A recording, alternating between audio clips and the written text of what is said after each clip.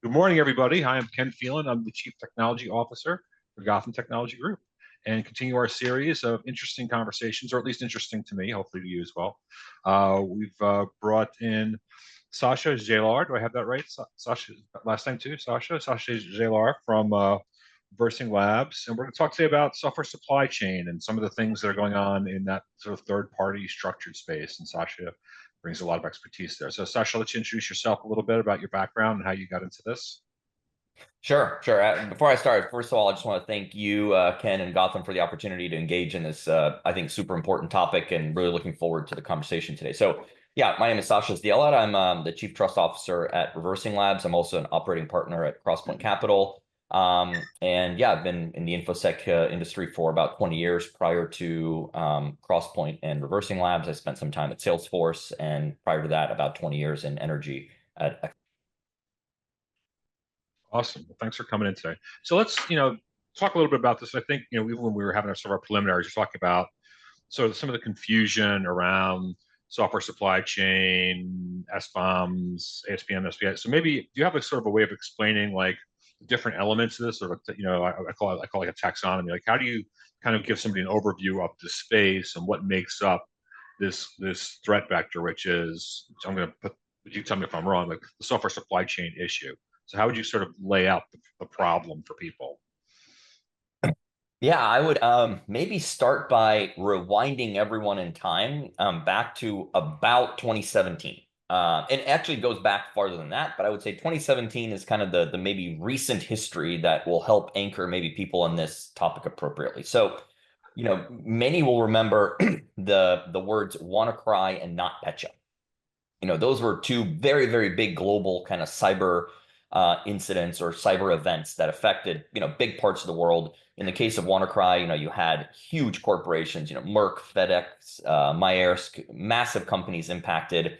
And then you also had this, mention of a tax software called MEDOC. For anyone who remembers MEDOC, which was Ukrainian tax software, and anyone who was a user of that was hit by this kind of devastating, 0-day-ish type of attack that took out huge corporations in minutes. The type of time frame that, any playbook that you may have had or any plans for, Jenny's going to call Bobby, and then Bobby's going to call Susie, and then Susie will, call Pratibha, who will do something like all by the time your call trees happened and list happened, you've lost the entire company in 4.5 minutes.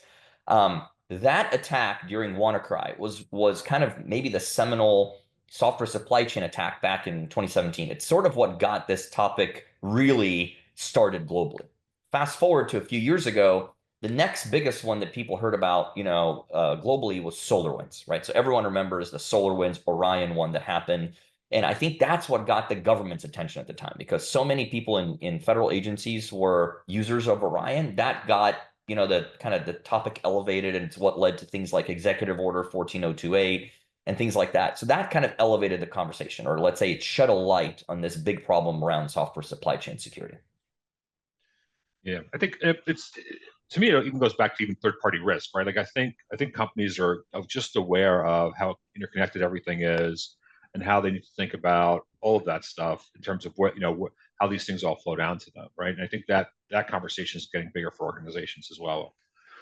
Do you, so, but I guess what I want to think about too is like even like all these terms, like when someone says SBOM, ASPM, SDA, like can you just give us like a quick tutorial on like some of the acronyms floating around and what they mean? Yeah, it's a great point. It's funny that, SBOM, I've heard people, love it all the way to, consider it more like an F-bomb from a usability perspective. So Right. what is it? So let's start with SBOM. So SBOM is, definitionally, SBOM stands for Software Bill of Materials. And the intent there is, even back to my energy days, we had something called material safety data sheets, MSDS. So what was that? Conceptually, it's the same thing. It was a type of thing that if you had some sort of an incident or a crisis, or first responders had to go to, let's say, a refinery, right? They would automatically, so in the old days, you would actually call a number and it would fax directly into the fire truck. It would fax something called a material safety data sheet, and it would tell you once we arrive there, what are we going to encounter? What are all the chemicals and substances that might be there? So if we need to fight this fire or some sort of an incident there, what should we keep in mind? If we add water to this type of chemical, it will help. But if we add it to this one, it'll cause an explosion or chain reaction, or it will only then become toxic or whatever. So this concept of transparency and knowing what materials or components are in things, you can find that everywhere in life. You can find it in building construction, right? There are blueprints that tell you, how you are going to construct it. And then you have, construction kits that say this much lumber and this much drywall and this many nails and these kinds of hurricane fasteners go into a house. Similarly, when we go to the grocery store and we're shopping for cereal, let's say, before we choose our favorite brand, whatever it is, Cheerios or whatever you pick, you have the ability to take anything off the shelf, look at the back of it, and in a highly regulated manner, in this case, regulated by the FDA, you can look at the ingredients list. You can say what's in this, and you can then make an informed decision to say, I know what my system is like. In this case, my biological system. I know what my system is like. Maybe I'm a celiac, let's say, and components or ingredients that contain gluten are things that I choose not to put into my system because they react adversely and leads to suboptimal kind of outcomes. Software bill of materials is an attempt to provide that same sort of decision-making and transparency to organizations so they can decide what software components are something that they choose not to have in their system. So you might look in the back of it, piece of software and say, oh, yep, log4j or, whatever it might be. This is the type of thing I don't want in my system. Or maybe it's, certain frameworks or components. So it's an attempt to provide transparency and a ingredients list for software. So that's SBOM. SCA and some of the other ones are interesting. They're sort of, let's say, adjacencies to this topic. They're all in the broader AppSec domain. So SCA stands for Software Composition Analysis. It is now, I would say it's many, many years old. So now legacy is the wrong word, but sort of it's an established space. It's usually used in the same sentence as SAST, DAST, and SCA. SAST would be static application security testing. DAST would be dynamic application security testing, and kind of the third leg of that stool is usually SCA or software composition analysis. It is predominantly aimed at open source and at analyzing things like vulnerabilities in open source. The other one you mentioned was ASPM, so application security posture management. There are solutions in the space that, now that we all have bought all these scanners and vuln checkers and things over the years, the ASPM space was really born out of a necessity to make some logic or method out of the madness or out of the chaos, right? When you have 5 different tools, all finding 7 instances of 3, versions of cross-site scripting or whatever, you would say, well, what can help me focus on what matters most? If I have a network scanner and an app scanner and an SCA thing and a SaaS tool telling me all these things, and I have threat intel telling me about this stuff, and look at all these endless CVEs with maybe some have CVSS scores, others don't.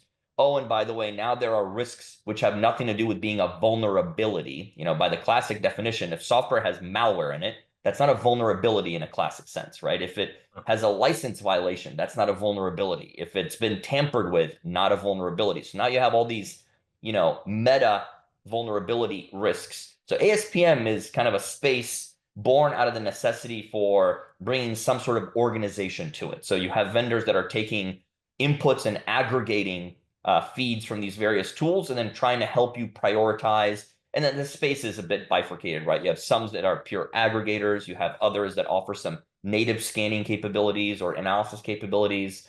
Some that are over-indexing a bit more on the remediation workflow. So how to feed that stuff back, into actually be fixed, because the goal of any program should not be to just compile a giant list of problems, but to actually start remediating them. So the ASPM space is a bit kind of sliced and diced based on what sub role or sub genre of ASPM they are. But to be clear, ReversingLabs is not a ASPM tool. Right, those things. But I do think it's interesting. I think and you kind of were painting this narrative of what the maturity of it, and I think part of it's also just our understanding.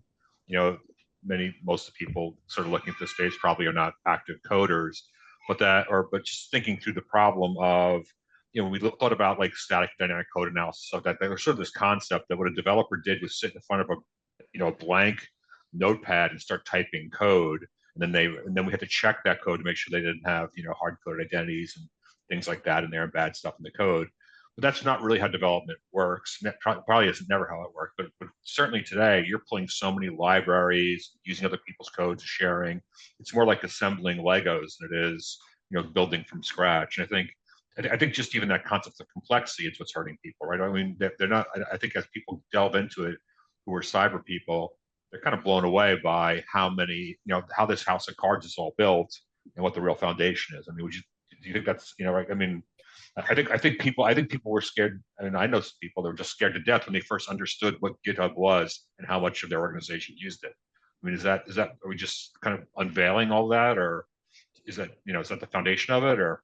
I think it's a great point to make. So let's say with an attempt to not paint with too broad of a brush for, what a developer might look like, there's certainly still a group of developers that are knocking out every line of code themselves. That certainly does still exist in some more niche, obscure corners of the broader software development community, especially those working on low-level assembler, right? Someone still needs to write the stuff that allows us to have a wonderful operating system on which we can install all these more Lego piece building kind of tools, right? What your operating system rides on and the people who develop that, or things like firmware or what goes into the ROM, that is still very much low-level assembler, machine code, and things like that. However, that is a smaller and smaller kind of space within the software development community. The much bigger space is of folks that are, and this is not to take any credit away, these are still incredible skill sets, but the point is just, why rebuild something that's already been built?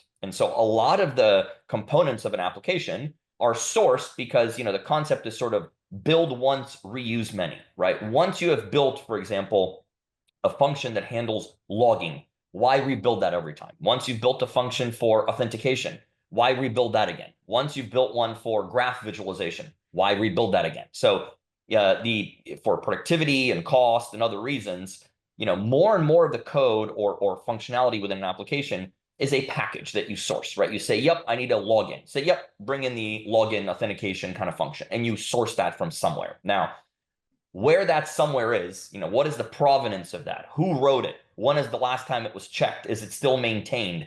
Is the thing named, authlib? I just made one up. That's not a real thing.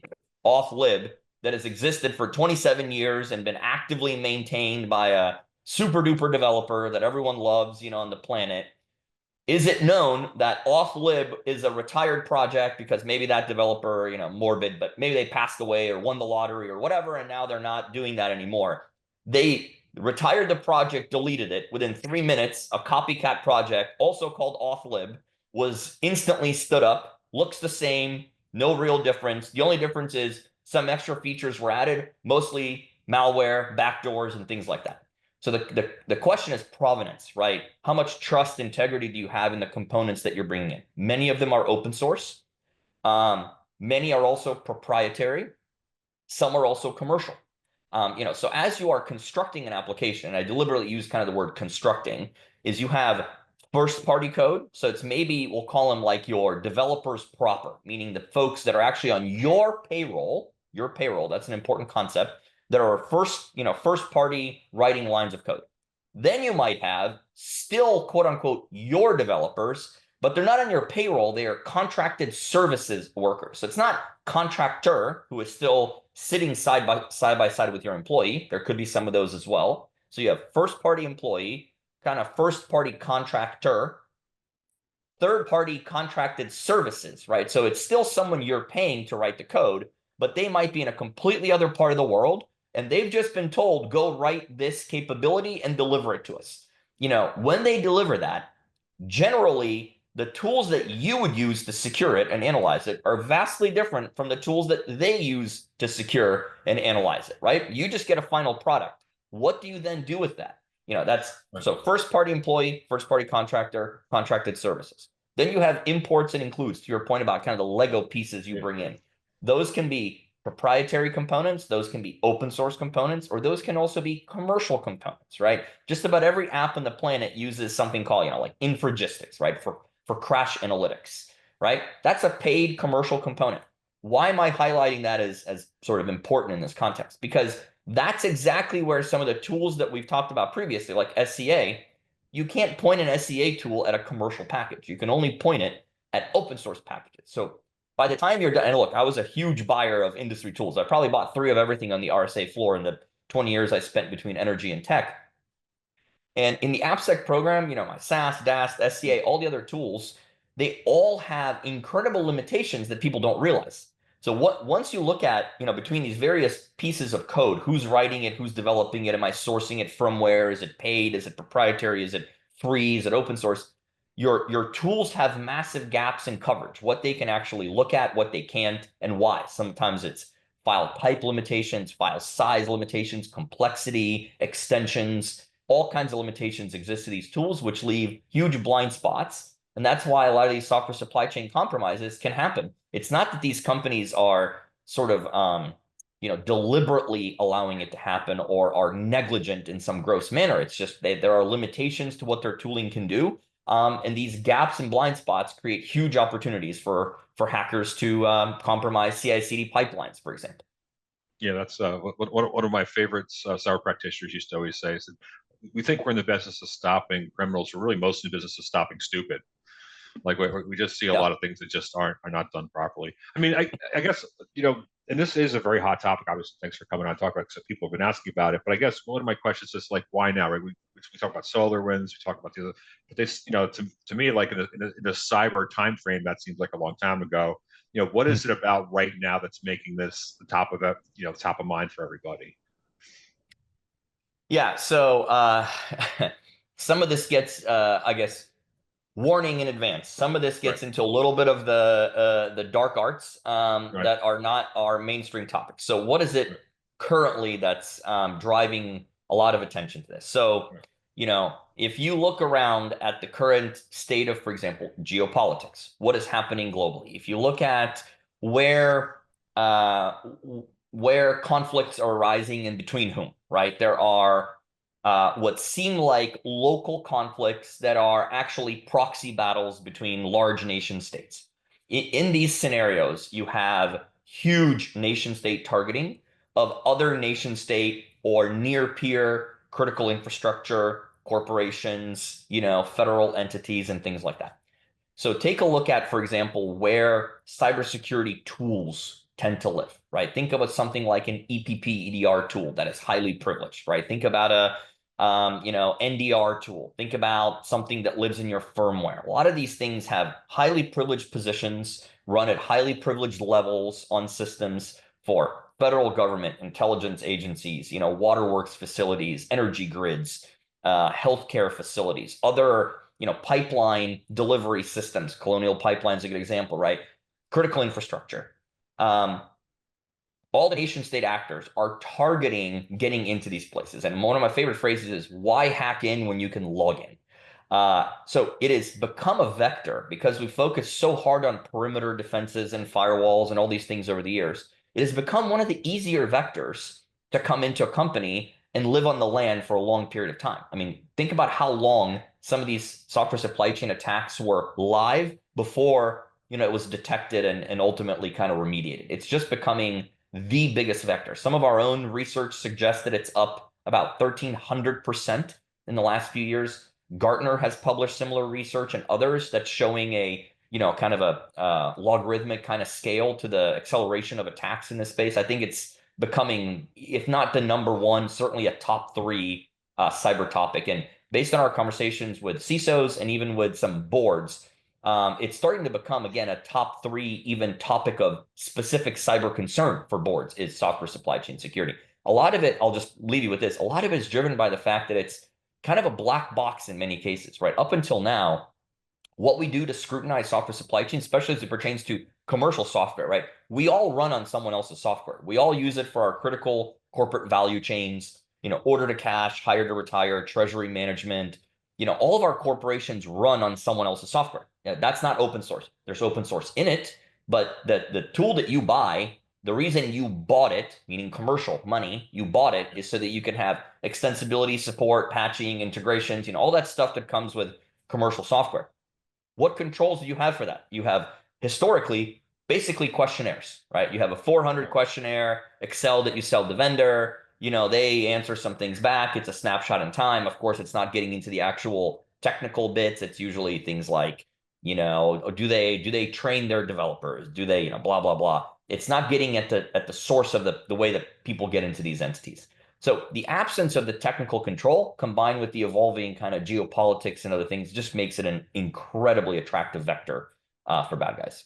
Yeah, I think it's not hard to imagine. It's not hard to imagine the software equivalent of explosives and pagers based on how things work. And I think, That's exactly right. and I think there's another part of this that as somebody who, one of the things I'm being on our side of the fence is like we work with a lot of different companies and a lot of different types of companies, a lot of different industries, and I think there's perhaps a perception that technical companies, software development companies, and I'll say it's even true about cyber software companies, to be honest, that because they're in the business and they're smart and they're technical, they're going to handle all this very well. Like they're going to handle cyber well, they're going to handle these issues very well, and that is not universally true. There's certainly many that do handle this well, but it's very different. And again, a lot of these companies are small companies. They don't have the cyber budget that a Fortune 10 bank has. So you're asking them to kind of mount the defense with what might be 100-person company, and really how many full-time cyber people. And by the way, the hardest person to manage in is some technical genius. Like if the software developer that is a genius and they're in their area, they really don't want to hear from you about safety protocols. That's just like that. Putting guardrails around such people is a challenge, I'd say. Interesting. So maybe you could talk a little bit about, because we talked about that this you guys ReversingLabs, because you guys do something interesting. And I want to talk about it because you guys are not in the ASPM space. You're not in this space. So maybe just give everyone a quick brief on like how do you see this problem and where does ReversingLabs kind of fit into this framework? How are you approaching this issue? Sure. So, to explain what ReversingLabs is capable of doing today, I think actually some context of how the company started is extremely relevant here. So the company started with two co-founders who both said at that time in the antivirus industry, that was an approach that was simply not going to scale and was not going to work. Traditional antivirus solutions, including all the ones that are out in the market today, right? When you say, is there something malicious about this? They have to balance. They have to say, okay, how deep are we going to go versus how much is the customer willing to wait? How intensive can we be from a resourcing perspective on the machine? How do we strike that balance? So one of the common limitations is they usually unpack 2 levels deep, and they have made a commitment to everyone on the buyer side to say, we will never be more than 1% hit on the CPU. That's a very common, selling kind of thing is, how are you guys heavy? Well, never more than 1%. Well, to achieve that, they have to go to their engineering organization and say, all right, guys, what do we need to do to hit 1%? And they'll say, okay, well, so to do that, we probably need to only take a look at files up to maybe 85, 90 meg, something like that. Great. Draw the line there. 85, 90 meg. We don't do anything beyond that.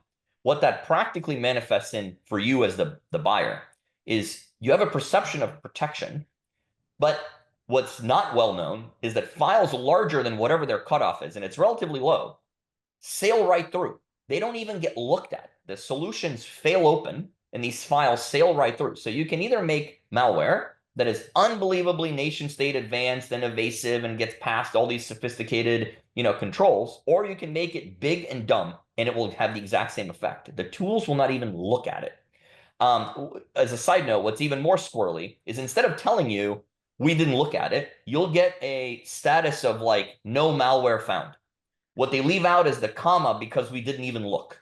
That part is not transparent, right? So the two co-founders of the company, they knew these and many, many other limitations 15 years ago now, almost 16.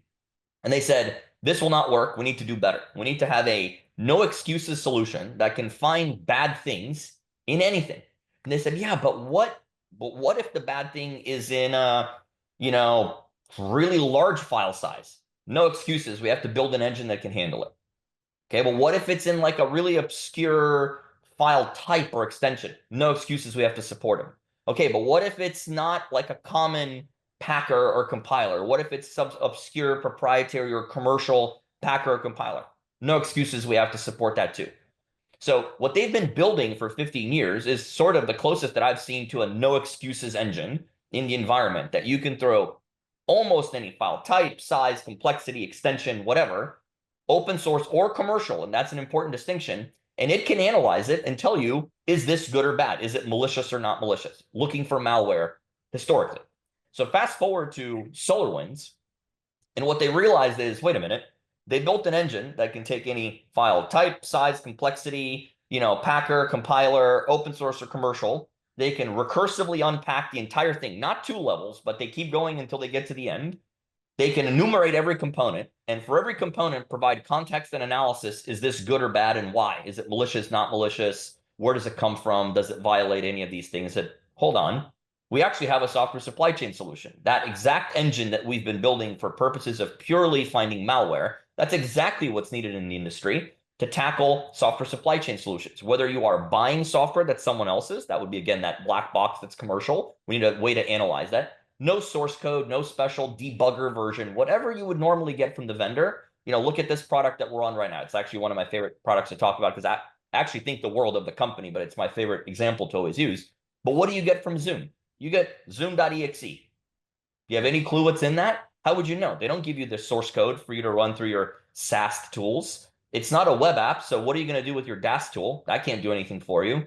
Your SCA tool only does open source. This is commercial. So before you realize it, all of your AppSec tools, traditional ones, are useless to analyze the risk, if there is any, of something like a zoom.exe. How would you know what's in it? How do you know if it has malware? Has it been tampered with? Does it contain any secrets or other sensitive information, yours or theirs? Does it have vulnerabilities or CISA Kev list or other high-risk vulnerabilities? Has it been tampered with?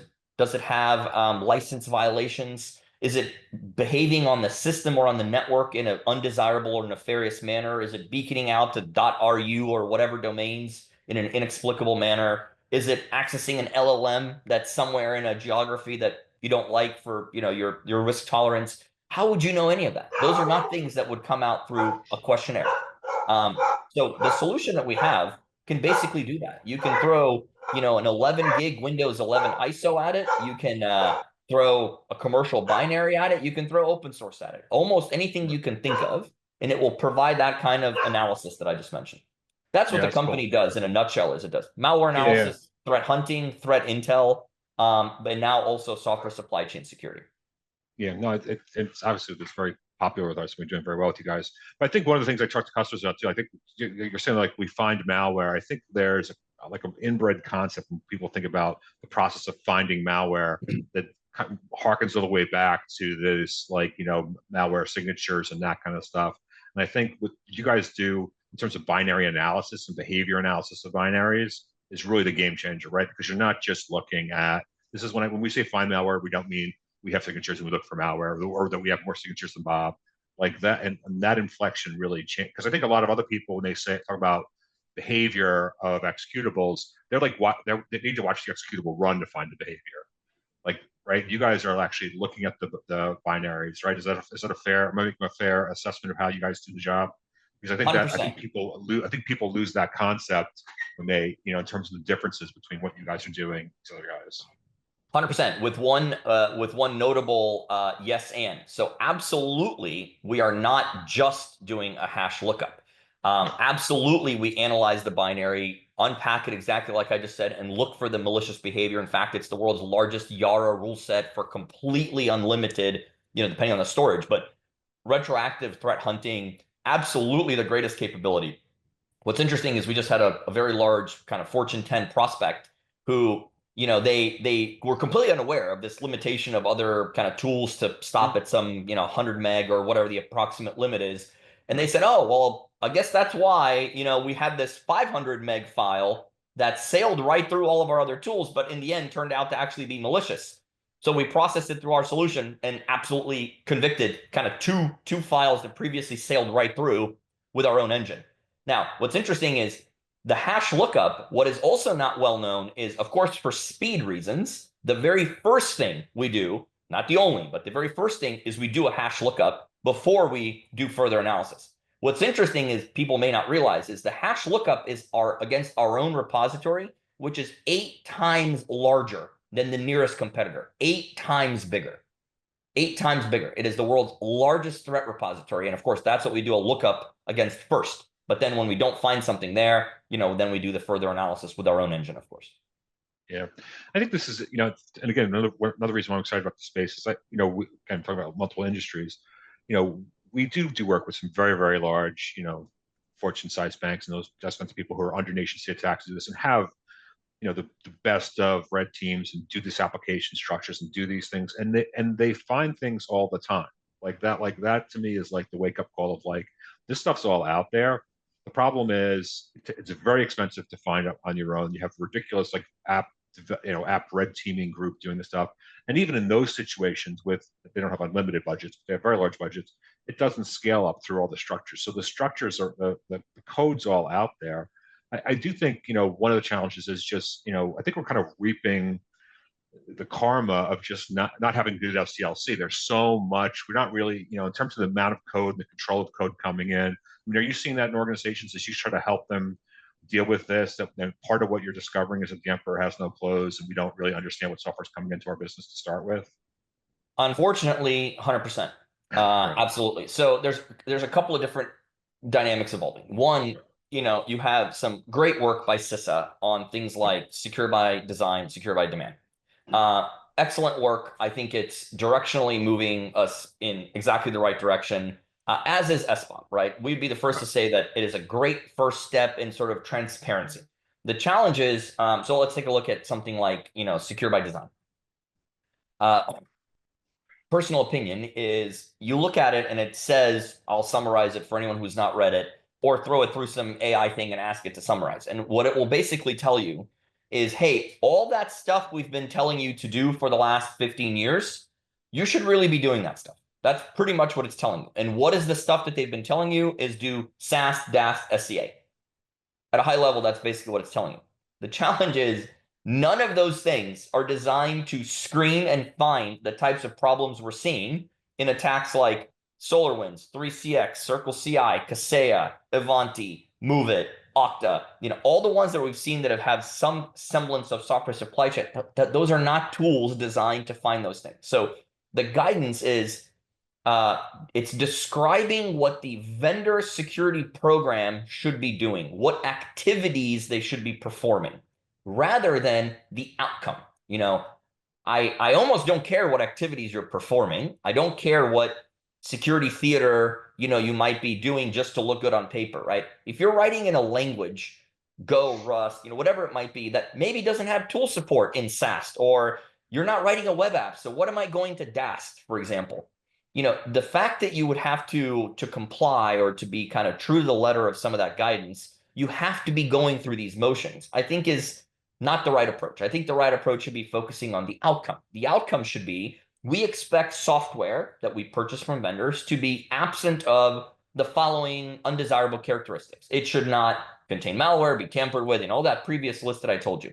Once you focus on the outcome or the objective, how you then accomplish that should be in many ways very flexible and left up to each company, because no two companies or their technology or software or framework stacks are the same. The tooling support will not be the same. So one comment is, I think we're continuing to create a little bit of maybe confusion or suboptimal inefficiency by insisting on activities versus defining the outcome that we want from the product. Number one. Number two, a lot of the CISOs who I talk to, when we talk about the exact risk that you and I are discussing here around software supply chain, their initial reaction is a little bit like what we said earlier. They'll say, oh, I'm good. I'm fine. I'm in good shape. I have just all the AppSec. Like, there's not a tool I don't have. Just I have all of it. So you have to walk them kind of down a mental model and say, okay, well, what are some of the things you have? Well, I have SAST, for example. I have that. Like, okay, so when you get Zoom.exe from the vendor, what are you going to do with a SaaS tool? Well, I'm going to put it through my SaaS tool. Yeah, but the SaaS tool requires source code, right? That is someone else's intellectual property. All you get from them is a compiled binary. So you can't put that through your SaaS tool. They say, oh, okay. All right. Well, so maybe not SaaS, but then DAST for sure. I'm gonna DAST it. I'm gonna do all the DASTing. Okay, so DAST fuzzes web applications, things like that. Zoom.exe is deployed. It's a binary. It's deployed on your endpoint. You can't really DAST Zoom.exe. Okay, so maybe not DAST either, but definitely SCA. I'm gonna SCA all the stuff, and then that will find all the problems and say, yeah, but see, also a problem because SCA does open source, and this is a commercial binary. So your SCA tool also can't even ingest it. And I'll say, okay. By the time you're done, you make them realize that the stuff that they assumed was protecting them in their AppSec program is actually completely worthless when it comes to screening for this kind of risk. So to your point about SDLC, I think there is still confusion around what does having a secure SDLC, whether you are a producer of software or whether you are a consumer of software. And to be clear, we're all consumers of software. Some of us are also producers. So whether you're buying someone else's and how do you scrutinize that? What technical control do you have to assess the risk of the software that you're buying? Or if you're a software producer, again, what technical control do you have to ensure that you are not shipping to your customers the next SolarWinds? How do you know that your CI/CD pipeline hasn't been compromised? SaaS, DAST, SCA won't tell you that. Well, how do you know it hasn't been tampered with? Pen testing your product won't tell you that. Pen testing, vuln scanners, they look for cross-site scripting and SQL injection, right? Those are also very important, but they're not the only risks. How do you know that you're not shipping something with embedded, beaconing out to a domain on the other side of the world? Again, those tools won't tell you that. So to your point, I think we're still a little bit unclear what having a secure SDLC actually means. Yeah, I think it's also, I mean, to me, even if you're running on source code and you have all those things and you're running those tool sets, which again, a lot of the manufacturers have, but you guys know as you're taking in code from larger, major manufacturers, even some of the best run companies, software companies in the world, Microsoft and Oracle, you're going to do binary analysis and you're going to see interesting things. Your ReversingLabs is going to see interesting things from very well engineered run companies because of the way that you're doing the analysis and whatever. And for that purpose, you might easily look at this and say, well, geez, I don't understand why Oracle and Microsoft doesn't buy this, and like take a look at it. And I'll roll that back to you probably, in my mind, need this same sort of a step in your software development process, even internally. So even though you're developing the code internally, and does that make sense? Like what's the value add? Even if I developed it internally, I ran all the rest, SAS and DAS, all that stuff. Like, should this be part of the process internally for internally developed code? Absolutely. So where I would position this is, and you can certainly analyze earlier in the cycle. Yeah. You should scan often, do it again, analyze some more, don't stop analyzing, do it for continuous monitoring. But the one you shouldn't miss is using it as kind of the final build exam, or, as I usually refer to it, as kind of a crash test for your application. So let me give maybe an analogy that will help make this a little bit more real for people. So think about let's say a vehicle that you buy, right? When you hear crash test rated, right? When you hear that the NTHSA has crash tested and it's 5 stars frontal and 4 stars, side impact or whatever it is.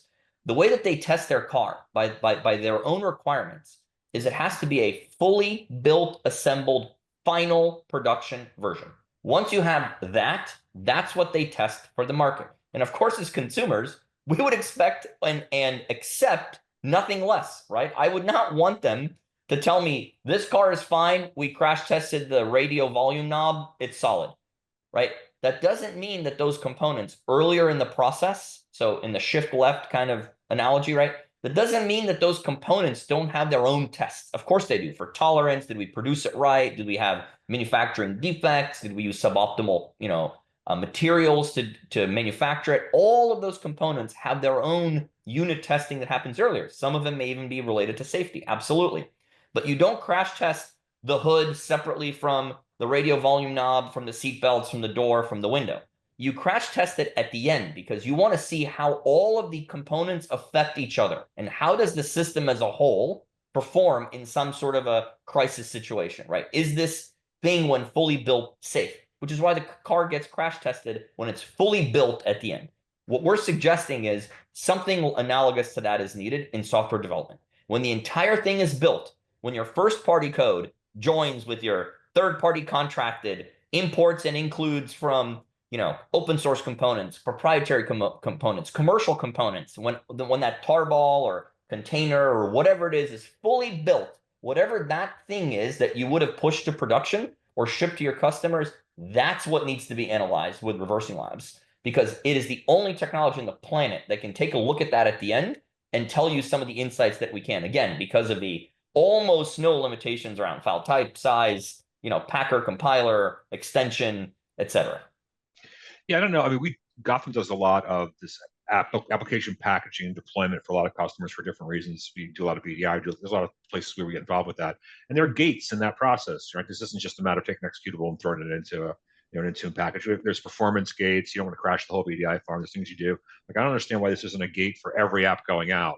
I think a lot of people when they first think about this problem, think about you guys are like, oh well, we'll just test our server side stuff. And I'm like, I think you got to look at all of it. I mean, right? I mean, where do you see it?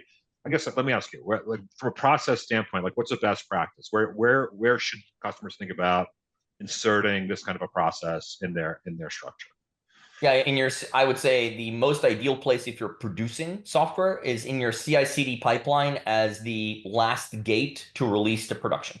And the Right. capabilities are built into the product to integrate with all the common kind of developer and CI/CD platforms and integrations. There's endless tweaking and customization you can do to which violations of which policies simply notify versus kind of break or stop the build, etc. But the point is for it to be inserted, in a very meaningful release to production kind of gate at the end. It doesn't mean that you can't or shouldn't be analyzing and scanning earlier. You should, Yep. absolutely. But, don't fail to do it at the end for software producers. Software consumers is also interesting because, again, this is the first technical control that I'm aware of where you can purchase something from SAP or get something from Honeywell or, Schlumberger or, whoever you buy software from that you deploy within your company. Normally they would ship you an ISO or some kind of an executable, right? How many times have you encountered setup.exe? 1.3 gig file, you double click on it, next, and now you have a product. And in many cases, that product is deployed on all of your endpoints or on thousands of servers. How do you know what's in it? Up until now, you've had no technical control for that. Again, you've had questionnaire and then the black box of setup.exe. It's no longer a black box. You can now implement a technical control gate before you sign the contract or as an addendum, right? Or as something that's part of very advanced procurement practices or something that's part of pre-production or L4 network, right? From a Purdue model, kind of pre-L4 network deployment gate for software. We even have, and there's some fascinating use cases. We have customers that have said, okay, given the recent situations that have happened with some very, very, huge companies, operating system manufacturers and, endpoint security product companies, given what has happened, there is no such thing as a trusted vendor anymore. We trust nobody. So we want you to analyze every SCCM package, every Microsoft update, everything before we deploy it to our endpoint fleet, be it server or client. That's the level of insertion that the product has in some mega global corps because the concept of a trusted vendor is gone, just does not exist. I mean, do you see this as a broader part? Because we do a lot of resiliency programs, and and obviously you're talking about your innuendo of some of these other things. It's like, is this a resiliency conversation? Do you think on some level? Well, it's a fascinating point. So the entire theme of resilience, I would say for maybe the most advanced companies started back in 2017, roughly timeframe, right after WannaCry. A lot of companies, took a step back and said, "Whoa, look what just happened to these, 5, 6 giant brands. Didn't happen here. Did it not happen because we're just that amazing, or did it not happen because we got lucky?" And for the vast majority, it turns out that yeah, it's because you got extremely lucky. And they said, "Okay, well, what could we do to make it not luck next time, but something that we've engineered in, right? How do we become resilient if there's another WannaCry or if we're targeted or whatever?" Now, fast forward to a few months ago, right? And typically in cyber, I think we've all heard of the CIA triad, right? Confidentiality, integrity, availability. I think we tend to fixate a bit on the C and the I. The A doesn't get as much attention in cyber because that's considered kind of more ops, right? Kind of they worry about availability and uptime. Yep. Whether your company got breached or whether the system is down for your business, it's pretty much the same. They are not conducting business. They're not operating. They're not generating revenue. So the most recent CrowdStrike situation, even though that was not a kind of a cyber breach in the classical sense, I think no one has even suggested that it was. It did highlight how the A makes our software supply chain just as brittle, right? If you Right. were to, lose your primary provider of whatever capability, in that case, it was, EPP, EDR or something like that, do you have a plan to very quickly do something different? How do you get your business back up and running and operating regardless of whether the thing that took you down was kind of pure play cyber or more the availability piece? The entire topic of resilience has now become a really, really big theme. And the CrowdStrike incident, I think, just showed us how brittle our software supply chains are, regardless of whether it's a cyber problem or the vendor simply had a kind of an operational type of issue. What I like to tell people and make them think is you will never be less reliant than you are today on a third party. With every passing day, whatever potential legacy, maybe on-prem systems we still have left, certainly in some of the larger traditional industries, they still have a lot of on-prem left, but meaning that their own folks kind of operate it or someone they pay operates it. The general disposition on that software long-term or those systems, directionally, they are all moving away from being on-prem. More and more of them are cloud-bound or IaaS hosting bound or something like that. Certainly more versus less, meaning every passing day after today, you will be less and less, running the systems yourselves and more dependent on someone else doing it. Therefore, the reliance on the supply chain is bigger every day. Right now, it's not how good are you at uptime. It's how good is everyone else out there at uptime. Right. That's a very different construct. It's very scary. Yeah, it's definitely we're a big ecosystem, very big Right. complicated ecosystem. All right, so we're running about 45 minutes, and I appreciate I told you we'd be about an hour. And we usually let some people ask some questions. I did get one before, but if anyone wants to put a question into the thing, and I'm actually on Teams, so if my team wants to tell me because I don't see the questions on this screen. But the question, so if you got a question, type it into the chat, please. Thank you. And I'm going to just do this one that I got. Somebody sent me yesterday. So a lot of our CISOs, right, a lot of our customers are very concerned about all these new liabilities, and they're concerned about what they're signing for. Do you think this is an area that CISOs have a specific concern about regarding liabilities, or or is that something that's too soon to tell? How do you think that this works from a CISO liability standpoint?